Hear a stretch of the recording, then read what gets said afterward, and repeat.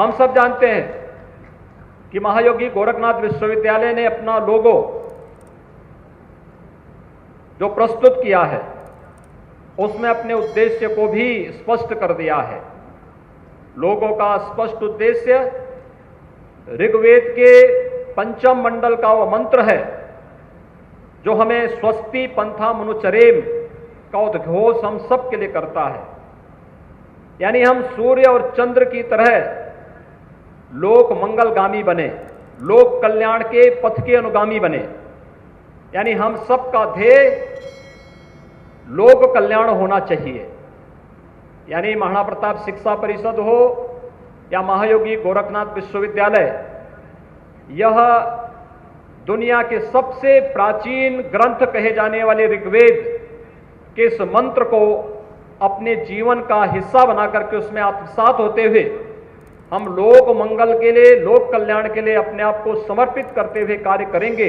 इस उद्देश्य से महायोगी गोरखनाथ विश्वविद्यालय का यह उद्घाटन का एक कार्यक्रम आज यहां पर माननीय राष्ट्रपति जी के कर कमलों से, माननीय राज्यपाल जी की उपस्थिति में आज यहां पर संपन्न हो रहा है। आज गोरखपुर वासियों को के लिए, पूर्वांचल वासियों के लिए एक अद्भुत घटना है कि एक विश्वविद्यालय का उद्घाटन हो रहा है और एक विश्वविद्यालय का कुछ देर पहले माननीय राष्ट्रपति जी के द्वारा शिलान्यास किया गया है। ये सचमुच सिटी ऑफ नॉलेज की उस संकल्पना को साकार करने की दिशा में किए जाने वाले प्रयास का हिस्सा है। हम सबका सौभाग्य है कि जब पूरी दुनिया कोरोना महामारी से पस्त है, उस कालखंड में भी अपने चरैवेती मंत्र को साकार करने के लिए देश के यशस्वी प्रधानमंत्री जी ने इस देश को नई शिक्षा नीति दी। नई शिक्षा नीति में न केवल शासन के स्तर पर बल्कि निजी क्षेत्र की भागीदारी के माध्यम से और उसमें भी उन धर्मार्थ संस्थाओं की भूमिका के माध्यम से जो व्यावसायिकता से कोसों दूर रहते हुए विशुद्ध सेवा भाव के साथ शिक्षा और चिकित्सा के क्षेत्र में महत्वपूर्ण भूमिका का निर्वहन कर सकते हैं, जिन्होंने आजादी के बाद किया अभी और आगे भी वे निरंतर कर सकते हैं, उनके लिए नई शिक्षा नीति अनेक प्रकार से नई नई संभावनाओं को आगे बढ़ाने के लिए अवसर प्रदान करती है। और नई शिक्षा नीति की उस संकल्पना को साकार करने के लिए ही गोरखपीठ श्री गोरखनाथ मंदिर ट्रस्ट के द्वारा इस अभियान का हिस्सा बनकर के इस कार्यक्रम को आगे बढ़ाया जा रहा है। ट्रस्ट से जुड़े हुए सभी पदाधिकारियों को मैं हृदय से इसके लिए धन्यवाद देता हूं। मुझे प्रसन्नता है कि यह विश्वविद्यालय अपने पहले सत्र में ही नर्सिंग के विभिन्न पाठ्यक्रमों के साथ ही आयुर्वेद और पैरामेडिकल के अनेक पाठ्यक्रम को लेकर के इस नए सत्र में ही प्रारंभ करने जा रहा है। और अपने आगामी 5 वर्षीय कार्यक्रम के लिए उन्होंने अपनी प्रस्तावना अभी से सबके सामने प्रस्तुत कर दी है। हमें विश्वास है कि अपने संस्थापकों की भावनाओं के अनुरूप महाराणा प्रताप शिक्षा परिषद और महायोगी गोरखनाथ विश्वविद्यालय गोरखपुर उन सभी लक्ष्यों को प्राप्त करेगा जिस देश का यशस्वी नेतृत्व चाहता है। जो एक आम जन की आकांक्षाएं होती हैं, उन सभी आकांक्षाओं की पूर्ति करने के लिए यह निरंतर कार्य करेगा। मैं एक बार फिर से महायोगी गोरखनाथ विश्वविद्यालय के आज के उद्घाटन कार्यक्रम के अवसर पर देश के जनप्रिय राष्ट्रपति माननीय श्री रामनाथ कोविंद जी का, देश की प्रथम महिला श्रीमती सविता कोविंद जी का, प्रदेश के माननीय राज्यपाल श्रीमती आनंदीबेन पटेल जी का, सभी गणमान्य अतिथियों का हृदय से स्वागत और अभिनंदन करता हूं।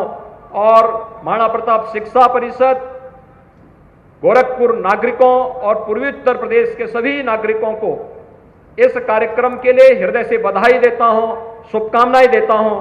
धन्यवाद। जय हिंद। मुझे इस बात की विशेष प्रसन्नता है कि पिछले 3 वर्ष से भी कम समय में मुझे यहाँ एक महत्वपूर्ण शैक्षिक संस्थान के उद्घाटन के लिए आप सब लोगों के बीच पुनः उपस्थित होने का अवसर मिला है।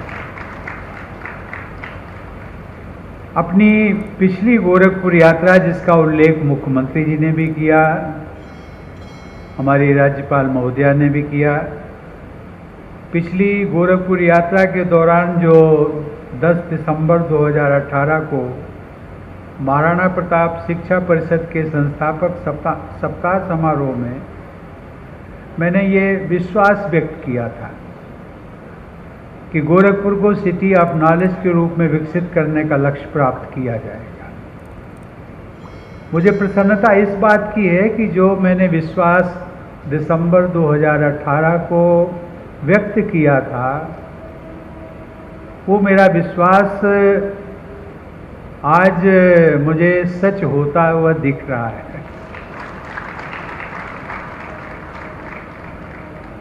मेरे लिए ये संतोष का विषय है कि श्री गोरक्षपीठ और महाराणा प्रताप शिक्षा परिषद ने संकल्प पूर्वक आगे बढ़ते हुए गोरखपुर में महायोगी गोरखनाथ विश्वविद्यालय का निर्माण करके इस दिशा में उल्लेखनीय प्रगति की है। देवियों और सज्जनों, पूरे भारत में नाथ सिद्ध परंपरा के अनुयायियों के लिए श्री गोरखनाथ के नाम पर स्थापित गोरखपुर नगर अनन्य श्रद्धा का केंद्र है। राप्ती और रोहिन नदियों के संगम पर स्थित गोरखपुर नगर तथा यह संपूर्ण अंचल महात्मा बुद्ध, तीर्थंकर महावीर और संत कबीर की ज्ञान परंपरा से आलोकित है।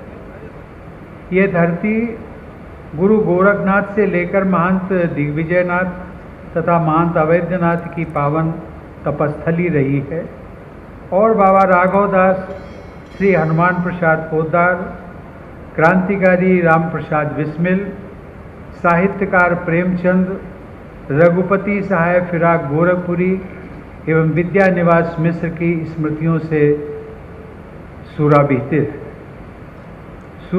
है।